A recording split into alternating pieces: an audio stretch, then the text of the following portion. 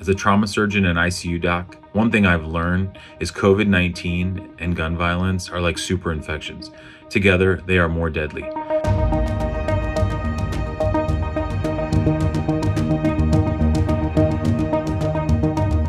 Gun purchases have surged across the country. Because of COVID-19, we've seen an 85% increase in the sales of guns since the same time last year. I'm here to speak for Chicago and those communities across the nation where everyday shootings are everyday problems. Places where COVID-19 was not our first introduction to mass deaths in overcrowded hospitals. Many of my colleagues report an increase in gun violence victims over the past few weeks. We see many of these patients get infected with COVID-19 while they're in the hospital. Rates of COVID-19 and gun violence are increasing. Gunshots and police sirens are still the norm. But across my city, violence interrupters, domestic violence advocates, and community activists continue to do their job because gun violence hasn't stopped.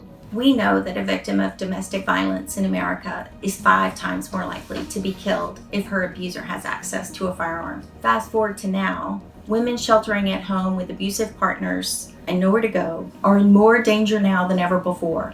We need your help. Contact your congressperson and tell them in the next relief bill to provide provisions that directly impact the communities most affected by COVID-19 and gun violence. Our federal government must act now to protect women and children by providing additional funding for domestic violence services. So I'd like you to ask your Congress member to allocate funds to violence prevention programs to continue addressing America's gun violence epidemic.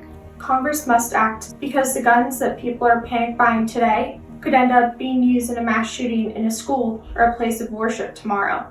We will get through this crisis, and my hope and prayer is that our moral courage will be the element that enables us to do so. Please share this video and help stop the coronavirus gun surge.